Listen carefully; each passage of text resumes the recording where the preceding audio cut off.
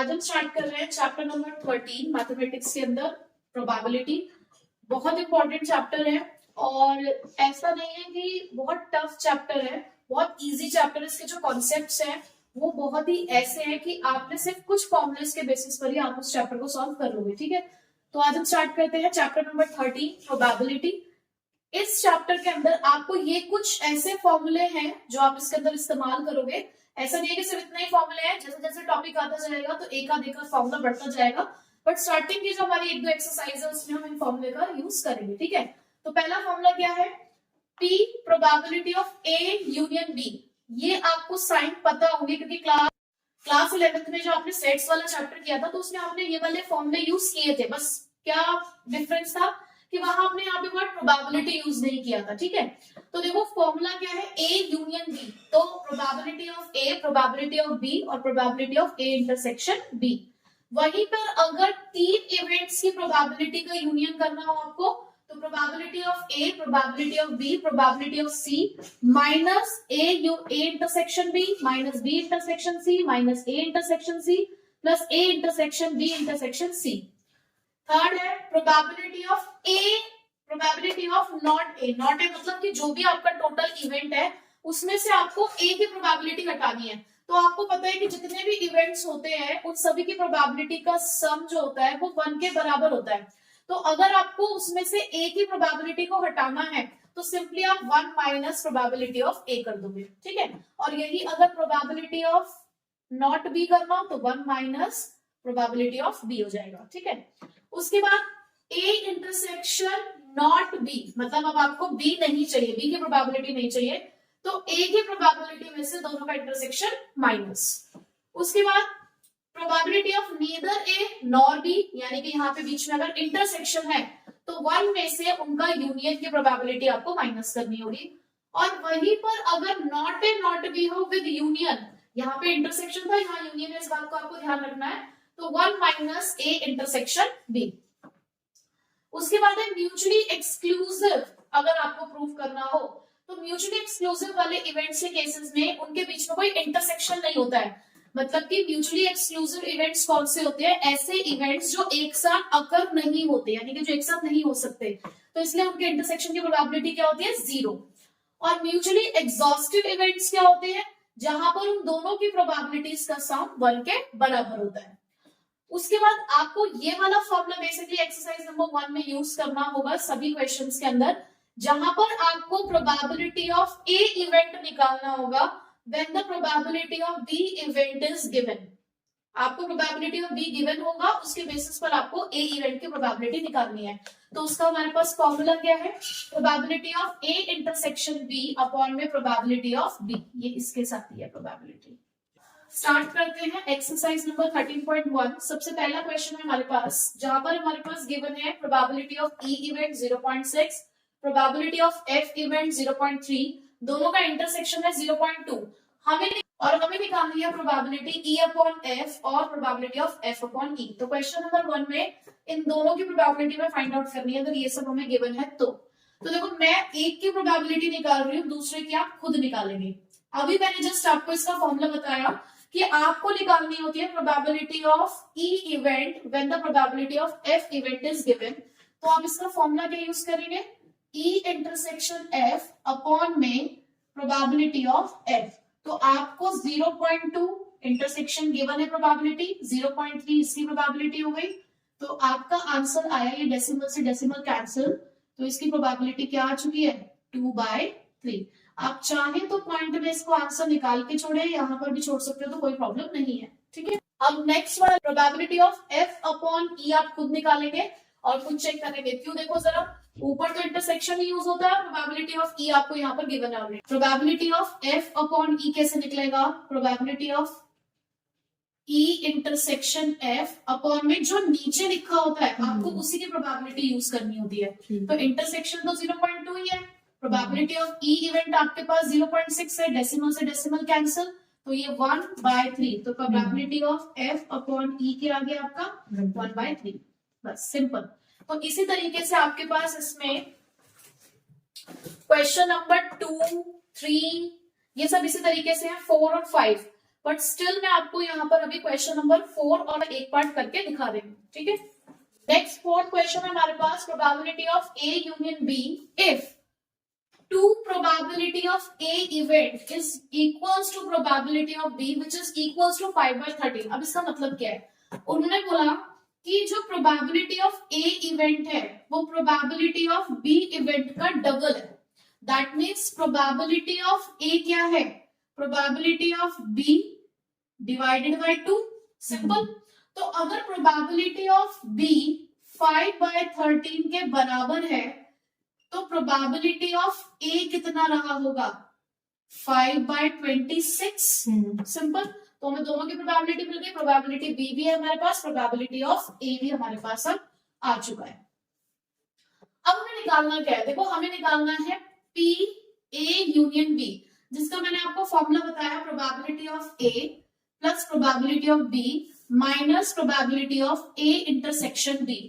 अब हमारे पास प्रोबेबिलिटी ऑफ ए भी है, प्रोबेबिलिटी ऑफ बी भी है, लेकिन हमारे पास इंटरसेक्शन नहीं है, तो इंटरसेक्शन कैसे फाइंड आउट करें। एक चीज और क्वेश्चन में गिवन है, probability of A by B, जिसका फॉर्मूला क्या होता है, probability of A intersection B upon में प्रोबेबिलिटी ऑफ बी। अब इसकी वैल्यू है मेरे पास 2/5, ये हमें फाइंड आउट करना है, और प्रोबेबिलिटी ऑफ बी हमारे पास 5/13 है, ठीक है। तो अब हम क्या कर सकते हैं, पहले इसको ऊपर लेके जाओ, अगर आप डायरेक्टली आपको फटाफट से सॉल्व करना आता है क्रॉस मल्टीप्लाई से तो आप कर सकते हो, बट अगर थोड़े से आपकी मैथ्स वीक है तो स्टेप बाय स्टेप चलो, गलती नहीं होगी, कोई बात नहीं, 1 मिनट एक्स्ट्रा लगेगा पर सही काम करना है। आपको पता है ऊपर जाके ये 13 ऊपर चला जाएगा, 5 नीचे जाएगा, 13 ऊपर 5 नीचे, ठीक है। अब आप करो क्रॉस मल्टीप्लाई, आपको जैसे करना, पहली बात तो देखो इससे ये कैंसिल आउट हो जाएगा, बचा क्या, P probability A intersection B, कितना बचेगा 2/13, ये मिल गया हमें, ठीक है। दुर्घटना से देरी वाली है ना, तो इसलिए हम 1 मिनट एक्स्ट्रा लगाएंगे, लेकिन आराम आराम से क्वेश्चन को सॉल्व करेंगे। अब यहाँ पर हमें ये फाइंड आउट करना है, तो प्रोबेबिलिटी ऑफ A है हमारे पास 5/26, प्रोबेबिलिटी ऑफ B है हमारे पास 5/13, और A इंटरसेक्शन B की प्रोबेबिलिटी हमने यहाँ पे फाइंड आउट कर ली है। बस अब हम यहाँ पे एलसीएम लेंगे, 5 + 10 - 4, तो ये हो जाएगा आपका 15 - 4 यानी कि 11/26, ये आ गया आपका 11/26 A यूनियन B। तो ये फर्स्ट एक्सरसाइज है, इसके कुछ जो स्टार्टिंग के क्वेश्चन है वो तो सिर्फ इन्हीं फॉर्मूले पे ही बेस्ड है, ठीक है। क्वेश्चन कर रहे थे वो फॉर्मूला बेस्ड थे, आपको उन्होंने वैल्यूज दे दी थी, हमने फॉर्मूला अप्लाई किया, क्वेश्चन सॉल्व हो गया। अब थोड़ा सा स्टेटमेंट और सिचुएशन के ऊपर बेस्ड क्वेश्चन आएंगे। बेसिकली ये जो एक्सरसाइज नंबर 1 में आप क्वेश्चंस कर रहे हो, ये जो प्रोबेबिलिटी आप सॉल्व कर रहे हो, इसे बोलते हैं कंडीशनल प्रोबेबिलिटी। तो आपको कुछ कंडीशंस गिवन होंगे जिसके बेसिस पर आपको प्रोबेबिलिटी फाइंड आउट करनी होगी, ठीक है। तो हमें क्वेश्चन नंबर 6 to 9 तक निकालना है E/F, यानी कि E इवेंट की प्रोबेबिलिटी निकालनी है जब F इवेंट हमें गिवन होगा, ठीक है। तो यानी कि सारे क्वेश्चन में 6 से लेकर 9 तक के क्वेश्चन में जो फॉर्मूला अप्लाई होने वाला है वो ये वाला अप्लाई होने वाला है। दैट मीन्स हमें इन दोनों चीज की रिक्वायरमेंट है, ठीक है। तो अब क्वेश्चन नंबर 6 के अंदर उन्होंने क्या हमें बताया कि एक कॉइन को हमने 3 बार टॉस किया है, तो यहां पर सबसे पहले आपको सैंपल स्पेस बनाना होगा। अब सैंपल सेट कैसे बनेगा हमारा, देखो अगर कोई कॉइन 3 बार टॉस होगा तो क्या आपके पास सिचुएशंस हो सकती है, ऐसा हो सकता है कि तीनों बार हेड आए, ऐसा भी हो सकता है कि तीनों बार टेल आ जाए, ऐसा हो सकता है कि 2 बार हेड आए और 1 बार टेल आ जाए, और ऐसा भी हो सकता है कि 1 बार हेड फिर टेल फिर हेड, ऐसा हो सकता है कि स्टार्टिंग में 2 बार टेल आ गया और फिर हेड आ गया, ऐसा भी हो सकता है कि पहले टेल आया फिर हेड आया फिर टेल आया, ऐसा भी हो सकता है कि पहले टेल आए फिर 2 बार हेड आ गया हमारे पास, और ऐसा भी हो सकता है कि पहले हेड आया और 2 बार हमारे पास टेल आया। अब इसके अलावा मुझे कोई और सिचुएशन नहीं लग रही है कि कुछ भी और हो सकता है। तो दैट मीन्स हमारे पास जो सेट्स हैं वो 8 हैं यहाँ पर, ठीक है। अब हमारी ई सिचुएशन क्या है, यानी कि इवेंट ए क्या है। हम 6 क्वेश्चन का सेकंड पॉइंट करते हैं, क्योंकि फर्स्ट पॉइंट इजी है, उसमें ऐसा कुछ खास नहीं है। हम सेकंड पॉइंट में एक चीज और हमें यहाँ ध्यान से समझनी है, एटलीस्ट और एटमोस्ट का केस। देखो एटलीस्ट का मतलब होता है कम से कम, और एटमोस्ट का मतलब है सिर्फ इतने तक। जैसे कि मैंने यहाँ पे लिखा है एटलीस्ट 2 हेड्स, तो एटलीस्ट 2 हेड्स का मतलब है कि इसमें 2 और 2 से ज्यादा जो होंगे वो जाएंगे, 2 और ग्रेटर देन 2। बट जब हम बात करेंगे एटमोस्ट की, तो यहाँ पर एटमोस्ट का मतलब है अप टू 2, यानी कि यहाँ पर 0, 1 और 2 इतने हेड्स को हम इंक्लूड करेंगे। तो ये बात आपको समझनी होगी कि एटमोस्ट और एटलीस्ट में फर्क क्या होता है। एटलीस्ट का मतलब होता है 2 और उससे ज्यादा वाला, यानी कि जितना नंबर लिखा हुआ है वो और उससे ज्यादा। लेकिन एटमोस्ट का मतलब होता है जितना नंबर लिखा है सिर्फ उतने तक, उससे पहले वाले देने हैं, ठीक है। तो जैसे यहाँ पर है एटलीस्ट 2 हेड्स, तो यानी कि कम से कम 2 हेड तो हो। तो भाई यहाँ पे तो 3 हेड है, तो दैट मीन्स ये वाला सेट हम यहाँ पर यूज कर सकते हैं, कम से कम 2। यहाँ पर भी है 2, तो एच एच टी, यहाँ पर भी 2 है तो एच टी एच, ये भी आएगा। यहाँ 1 है, ये नहीं ले सकते, यहाँ भी 1 है, ये भी नहीं ले सकते, यहाँ 2 है, ये वाला ले सकते हैं, और उसके बाद लास्ट वाले में भी 1 है तो ये भी नहीं ले सकते। तो इस इवेंट की जो प्रोबेबिलिटी है वो आपकी क्या बनेगी, टोटल नंबर ऑफ इवेंट कितने अगर हुए यहाँ पे 4 और divided by total number of events कितने हमारे पास 8, तो प्रोबेबिलिटी आ गई इसकी 1/2। अब ऐसे हम यहाँ पर देखें एटमोस्ट 2 हेड्स, यानी कि सिर्फ 2 तक हो, तो इसका मतलब जिसमें हेड नहीं भी है वो भी आएगा। भाई यहाँ पर 2 तक लेने थे, ये तो 3 है तो ये हम यूज नहीं कर सकते, यहाँ है ही नहीं तो ये यूज किया जाएगा क्योंकि 0 वाला इवेंट भी आप लोगे। 2 तक लेने हैं तो ये भी आएगा आपका इवेंट इसके अंदर, इसके बाद ये भी आएगा, इसके बाद इसमें 1 है, 1 वाला भी आएगा, इसे भी आप इंक्लूड करोगे, ये वाला भी आप इंक्लूड करेंगे THT वाला, ये 2 तक है इसे भी आप ले सकते हैं, उसके बाद लास्ट वाला भी आएगा, ठीक है। तो देखो भाई जब आपको 0, 1, 2 लेना था और हाईएस्ट हेड आपके पास 3 बार ही आ सकते हैं, तो इसलिए आप यहाँ पर सिर्फ ये वाले को एक्सक्लूड करोगे, बाकी आपने सारे यहाँ पर इंक्लूड करे हैं। तो टोटल नंबर यहाँ पे 7 आए हैं, तो इसकी प्रोबेबिलिटी आ गई आपकी 7/8। अब हमें अपने यहाँ पर सॉल्यूशन करने के लिए इंटरसेक्शन की प्रोबेबिलिटी भी चाहिए। तो इंटरसेक्शन का मतलब होता है कॉमन। अब दोनों में कॉमन सेट्स आप देख लो कौन कौन से हैं, जैसे कि यहाँ पर HHT है तो ये 1 दोनों में कॉमन आ गया, HTH 2, THH 3। अब इसके अलावा तो कोई और कॉमन नहीं है, ये वाला तो नहीं आएगा इसके अंदर, तो 3 कॉमन है, तो इसका मतलब इसकी प्रोबेबिलिटी क्या हो गई 3/8। तो अब यहाँ पर आप रखोगे 3/8 अपॉन में प्रोबेबिलिटी ऑफ F यानी कि 7/8, तो आपका आंसर आ गया है 3/7, ठीक है। तो जो थर्ड केस है वो आप खुद करके देखेंगे एक बार, क्योंकि मैंने आपको सिचुएशन समझा दी है कि किस तरीके से आपको सॉल्व करना है, ठीक है। अब हम करते हैं 9th क्वेश्चन। 9th क्वेश्चन हमारे पास mother father son line up at random for a family picture. अब मदर फादर और सन तीनों एक फैमिली पिक्चर खिंचवाने के लिए एक लाइन में खड़े हुए हैं, तो हमारे पास उन्होंने सिचुएशन दी है क्या, ई सिचुएशन है हमारे पास सन ऑन वन एंड। अब देखो पहली बात तो आपको यहाँ पर भी बनाना पड़ेगा एक सैंपल स्पेस, ठीक है। अब कैसे बनाएंगे, तीनों जने खड़े हैं एक लाइन में, तो भाई क्या क्या सिचुएशन हो सकती है, ऐसा हो सकता है कि सबसे पहले फादर खड़े हो, फिर मदर खड़ी हो और फिर सन खड़ा हो। ऐसा भी हो सकता है कि पहले मदर खड़ी हो, फिर फादर खड़े हो, फिर सन खड़ा हो। ऐसा भी हो सकता है कि सबसे पहले सन, फिर फादर, फिर मदर, या सन, मदर एंड फादर, या ऐसा भी हो सकता है तो ऐसा, और एक ऐसा भी हो सकता है कि फादर सन मदर, या फिर मदर सन फादर, ये सिचुएशन हमारी हो सकती है।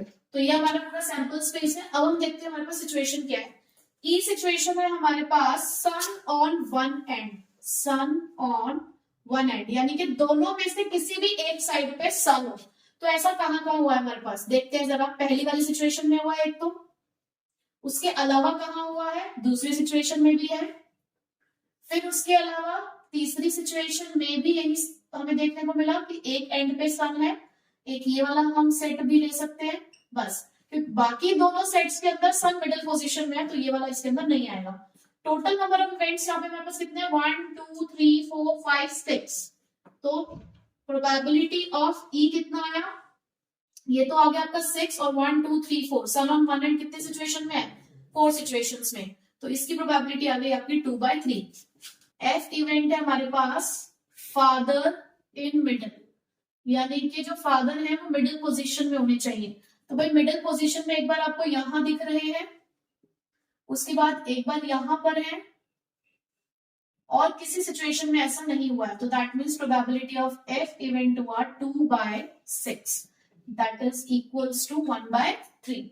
अब हमें चाहिए दोनों का इंटरसेक्शन। अब दोनों का इंटरसेक्शन मतलब दो सेट्स अगर आपको सेम दिखने चाहिए, दोनों का इंटरसेक्शन का मतलब क्या है, दोनों में जो कॉमन इवेंट्स आपको दिख रहे हैं, कॉमन सेट्स, तो फादर इन मिडल वाले जो यहाँ पर बेसिकली सेट्स दे रखे हैं वही दोनों में कॉमन होंगे, ऑब्वियस सी बात है। तो ये आ जाएगा आपका 2/6 अगेन, तो ये आ गया आपका 1/3। तो probability of E bye F किसके बराबर होता है, probability of E intersection F upon में प्रोबेबिलिटी ऑफ एफ। तो ये आ गया आपका 1/3, ये भी 1/3 है और ये भी 1/3 है, तो आंसर आ गया आपका 1। आ गया आपका ई बाय एफ जिसकी प्रोबेबिलिटी है हमारी 1। ठीक है, अब क्वेश्चन नंबर 10 है हमारे पास। A black and a red dice are rolled. देखो एक डाई आपका ब्लैक कलर का है और दूसरा डाई आपका रेड कलर का है, लेकिन उछाला तो हमने डाई ही है। तो बेसिकली आपको पता है कि जब दो डाई अगर आपके टॉस किए जाएंगे तो नंबर ऑफ इवेंट्स आपके यहाँ पे क्रिएट होंगे, नंबर ऑफ आउटकम्स जो आपके होंगे वो होंगे 36। तो मैंने यहाँ पे पहले से सैंपल स्पेस बना दिया है, जैसे कि 1 1 1 2 1 3। तो आप ये मान के चलो कि जो पहले वाला है वो ब्लैक डाई है और दूसरे वाला आपका रेड डाई है। ठीक है, तो अब यहाँ पर उन्होंने सिचुएशन क्या दी है, basically find the conditional probability of obtaining a some greater than 9। उन्होंने ई इवेंट हमें बोला है कि ई इवेंट क्या होना चाहिए, सम ग्रेटर देन 9। दूसरा बोला है गिवन दैट का मतलब जो एफ हमारे पास सिचुएशन है, एफ इवेंट, उसके लिए बोला है given that the black dye resulted in 5। Black dye मतलब जिसको हमने पहला माना है, ब्लैक डाई के ऊपर 5 आया हो, डाई रिजल्टेड इन 5, यानी कि ब्लैक डाई के ऊपर 5 देखना चाहिए। तो अब मैं यहाँ से सैंपल स्पेस के अंदर से सेट्स निकाल दूं कि कौन कौन से आउटकम्स यहाँ पर हम इस्तेमाल कर सकते हैं। तो देखते हैं जरा सम ग्रेटर देन 9 कहाँ बनेगा।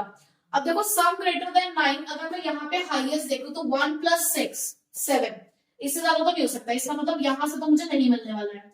2 + 6 8, यहां से भी नहीं मिलने वाला है। ये रहा 3 + 6 9, यहाँ वाले में देखो यहाँ पर भी हाईएस्ट बन रहा है 3 + 6 9, लेकिन हमें चाहिए सम ग्रेटर देन 9, तो इसका मतलब यहां से भी हमें नहीं मिलने वाला कुछ। ठीक है, इस वाले में अगर हम देखें या 4 वाली लाइन में, तो 4 और 3 7, 4 और 4 8, 4 और 5 9, तो 4 और 5 9 के बाद 4 और 6 10, तो हम ये वाला सबसे पहला आउटकम लेंगे 4 और 6। उसके बाद 5 वाली लाइन में अगर हम चले तो यहाँ पर 5 और 2 7, 5 और 3 8, 5 और 4 अगेन 9, 5 और 5 10, 5 और 6 11। इस वाली लाइन में अगर आप लोग हैं तो भाई 6 और 3 तक तो 9 आ ही रहा है, उसके बाद वाले सारे यूज होंगे, तो 6 और 4, 6 और 5 और 6 और 6। आप इस वाले इवेंट की प्रोबेबिलिटी नहीं भी निकालोगे तो चलेगा, क्यों, क्योंकि जब आपको फॉर्मूला अप्लाई करना है ना ई बाय एफ, तो आपको वैसे ई इवेंट की प्रोबेबिलिटी नहीं चाहिए एज पर द फॉर्मूला। वो तो हम ये इसलिए निकाल के रखते हैं सेट्स क्योंकि हमें इंटरसेक्शन चाहिए होता है, तो इसके बस आप यहाँ पे आउटकम्स निकाल के रख दो, कोई दिक्कत नहीं है। अब यहाँ पे उन्होंने बोला ब्लैक डाई रिजल्टेड इन 5।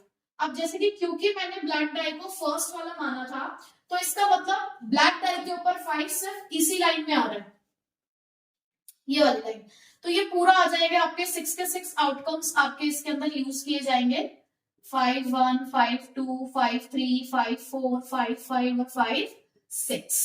ठीक है, अब इसकी प्रोबेबिलिटीज का मतलब कितनी है इस इवेंट की, ये तो है आपके आउटकम 6 और नंबर ऑफ आउटकम्स कितने थे 36, तो दैट मीन्स 1/6। अब इंटरसेक्शन अगर मैं निकालू दोनों के अंदर, तो देखो दोनों के अंदर इंटरसेक्शन वही वाले होंगे जहां पर पहले वाले डाई पे 5 हो, और ऐसा सिर्फ 2 बार ही हुआ है, तो यानी कि उसकी प्रोबेबिलिटी हो गई 2/36 विच इज इक्वल्स टू 1/18। तो अब आप यहाँ पे पुट करिए, इंटरसेक्शन है 1/18 और आपके एफ इवेंट की प्रोबेबिलिटी है 1/6, तो probability of E bye F निकल कर आया आपका 1/3। ठीक है, जो इसका बी पार्ट है वो आप खुद सॉल्व करेंगे, जिसके अंदर आपको जस्ट क्या करना है, the conditional probability of obtaining sum 8, यानी कि आपको ई इवेंट में जिनका सम 8 बन रहा है वो वाले आउटकम्स लिखने हैं। और गिवन सिचुएशन है कि red die resulted in number less than 4, और रेड डाई जिसको आपने यहाँ पे सेकेंड डाई एज्यूम किया है उस पे नंबर ऑब्टेन होना चाहिए कितना, 4 से कम। जो 4 से कम वाले नंबर्स हैं सारे वो आपको उसके अंदर लिखने हैं, ठीक है। तो सेकेंड वाला पार्ट आप खुद ट्राई करेंगे। नेक्स्ट हम कर रहे हैं question number 12। Assume that each born child is equally likely to be a boy or a girl. हाँ जी, तो क्वेश्चन में बोला गया कि एक बच्चे होने की प्रोबेबिलिटी है, अब वो बॉय भी हो सकता है और एक वो गर्ल भी हो सकती है। So if a family has 2 children, तो किसी एक फैमिली के अंदर 2 बच्चे हैं, so what is the conditional probability that both are girls? तो what is the probability that both are girls? तो आपको ई इवेंट मानना है यहाँ पे, बोथ आर गर्ल्स, ये हमारे लिए ई इवेंट है। जिस इवेंट की प्रोबेबिलिटी आपको फाइंड आउट करनी है वो आप ई इवेंट मानेंगे। आगे गिवन कंडीशन क्या है, गिवन दैट, अब गिवन हमें उन्होंने 2 कंडीशन दी है। पहले केस में गिवन कंडीशन जिसको हम एफ मान के चल रहे हैं यहाँ पे, उन्होंने बोला यंगेस्ट इज द गर्ल, यानी कि जो सेकेंड चाइल्ड है, यंगेस्ट का मतलब जो छोटा बच्चा है, तो छोटा बच्चा का मतलब क्या है, जो सेकेंड नंबर वाला जो बेबी है वो गर्ल है, ठीक है। और सेकेंड केस में यही एफ इवेंट उन्होंने बोला है एटलीस्ट 1 गर्ल। तो अब देखो हमें सबसे पहले इसका भी सैंपल स्पेस बनाना पड़ेगा। हमें सैंपल स्पेस बनाते टाइम क्या ध्यान रखना है कि देयर आर 2 चिल्ड्रन, तो 2 बच्चे हैं, तो ऐसा भी हो सकता है कि दोनों बॉयज हो, ऐसा भी हो सकता है कि दोनों गर्ल्स हो, पहला बॉय दूसरा गर्ल, पहली गर्ल दूसरा बॉय। क्या इसके अलावा कोई और सिचुएशन हो सकती है? नहीं। तो ये हमारे पास 4 आउटकम्स है इसके। तो सबसे पहले इफ बोथ आर गर्ल्स, तो इसमें से कौन सा आउटकम आप यूज करोगे? सिर्फ एक। तो यानी कि यहां पर तो हमारे पास सिर्फ एक ही आउटकम है। एफ के लिए अगर हम देखें, यंगेस्ट इज द गर्ल, यानी कि जो सेकेंड बेबी है वो गर्ल होना चाहिए, वो गर्ल होनी चाहिए। तो उसके बाद हमारे पास यहाँ पे 1 2 सिर्फ ऐसे 2 ही आउटकम्स हैं, तो यहां पर हम यूज कर सकते हैं। उसके बाद अगर मैं सेकंड वाले के लिए भी निकाल के रख लूं, मतलब सेकंड पार्ट के लिए एटलीस्ट 1 गर्ल, कम से कम एक गर्ल होनी चाहिए, तो ऐसे ही लास्ट के 3 हो गए, क्योंकि यहाँ पे तो दोनों बॉयज ही हैं। तो यहां पर आप लिख के रख लो जी और जी, बी जी और जी बी, ठीक है। अब हम पहले फर्स्ट इवेंट के लिए निकालते हैं, ई बाय एफ, यानी कि ई इंटरसेक्शन एफ अपॉन में प्रोबेबिलिटी ऑफ एफ। अब आप मुझे बताइए फर्स्ट केस के अंदर इंटरसेक्शन क्या है, यानी कि इन दोनों में कॉमन कौन सा वाला सेट आपको दिख रहा है? जी और जी, यानी कि 1, और टोटल नंबर ऑफ आउटकम्स कितने हैं? 4। तो इसका मतलब इंटरसेक्शन की प्रोबेबिलिटी क्या हो गई? 1/4। और प्रोबेबिलिटी ऑफ एफ क्या निकलेगी आपकी? Probability of F 2/4 which is equals to 1/2, ठीक है। तो यहाँ पे हम यूज कर लेते हैं 1/2। तो सॉल्व करके आपका आंसर आया फर्स्ट पार्ट का 1/2। सेकेंड केस में अगर हम यही देखें, तो सेकेंड केस के लिए इंटरसेक्शन देखते हैं जरा हम पहले। सेकेंड केस के अंदर इंटरसेक्शन देखो, फर्स्ट में सिर्फ एक ही आउटकम है ई में, और एफ में 3 आउटकम है, लेकिन कॉमन हमारे पास सिर्फ एक ही है यहाँ पर। तो यहाँ पे इंटरसेक्शन 1/4 के बराबर है। तो यहाँ अगर अब आप ई बाय एफ निकालते हैं तो इंटरसेक्शन की प्रोबेबिलिटी है 1/4। सेकेंड हमारा जो एफ इवेंट है उसकी प्रोबेबिलिटी अगर मैं देखूं तो वो आ रही है हमारी 3/4। तो यहां पर आप लिखेंगे 3/4, 4 से 4 कैंसिल हो जाएगा, तो इसकी प्रोबेबिलिटी आएगी आपकी 1/3। अब 13th क्वेश्चन देखते हैं। An instructor has a question bank consisting of 3 easy true false question. एक क्वेश्चन बैंक हमारा रेडी हो रहा है जिसके अंदर कुछ इजी क्वेश्चन है, कुछ डिफिकल्ट क्वेश्चन है, और क्वेश्चन का जो पैटर्न है वो इस तरीके से है कि कुछ ट्रू फॉल्स के क्वेश्चन है और कुछ एमसीक्यू क्वेश्चन है। तो हम इसको इस तरीके से डिजाइन करते हैं। पहले एक क्वेश्चन बैंक है, वो 2 तरीके से बना हुआ है, इजी और डिफिकल्ट। इजी और डिफिकल्ट में भी 2 सिचुएशंस हैं, आपके पास इजी ट्रू फॉल्स है और एमसीक्यू है, डिफिकल्ट भी आपके पास ट्रू फॉल्स है और एमसीक्यू है, ठीक है। अब देखो उन्होंने बोला that an instructor has a question bank consisting of 300 easy true or false question. easy true false कितने हैं? 300. उसके बाद 200 डिफिकल्ट ट्रू और फॉल्स क्वेश्चन, और डिफिकल्ट कितने हैं हमारे पास? 200. नेक्स्ट आगे लिखा है 500 easy MCQ questions, multiple choice question कितने हैं इजी वाले? 500. And 400 difficult multiple choice question, और ये कितने हैं हमारे पास? 400 MCQs. If a question is selected and random, अब इसी क्वेश्चन बैंक में से एक क्वेश्चन चूज किया गया, what is the probability that it will be an easy question? Probability किसकी निकालनी है? इजी क्वेश्चन की प्रोबेबिलिटी निकालनी है. Easy question. अब आप मुझे खुद बताओ कि आपके क्वेश्चन बैंक में टोटल नंबर ऑफ क्वेश्चंस हैं कितने? 800 यहां पर है और 600 क्वेश्चन यहां पर है. टोटल क्वेश्चन बैंक में क्वेश्चन कितने हैं? इन सभी का टोटल. तो अगर मैं आपसे पूछूं कि क्वेश्चन बैंक कितने क्वेश्चन से मिलाकर बना है? 800 ये हो गए, 600 ये हो गए. आपके पास टोटल नंबर ऑफ क्वेश्चंस कितने हैं? 1400. ठीक है, क्योंकि आप इन सबका टोटल करोगे. अब मैं पूछूं इजी क्वेश्चंस कितने हैं आपके पास, तो ये दोनों को मिला के बताओगे. तो आपके पास इजी क्वेश्चंस कितने हुए? 800. और डिफिकल्ट क्वेश्चंस कितने हैं आपके पास? 600. तो अगर आपसे मैं पूछ रही हूँ what is the probability of easy questions, तो आप मुझे उसकी प्रोबेबिलिटी क्या बताएंगे?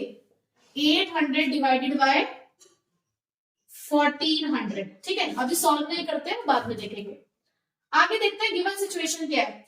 Given that it is a multiple choice question. आपको एफ सिचुएशन क्या दी है कि वो क्वेश्चन कौन सा होना चाहिए? एमसीक्यू. अब आपके पास देखो जरा एमसीक्यू क्वेश्चंस हैं कितने? टोटल एमसीक्यू क्वेश्चंस 500 एमसीक्यूज इसमें है, 400 एमसीक्यूज इसमें है. तो टोटल एमसीक्यूज आपके पास कितने हो गए? 900. तो इसकी प्रोबेबिलिटी हो गई 900 डिवाइडेड बाय 1400.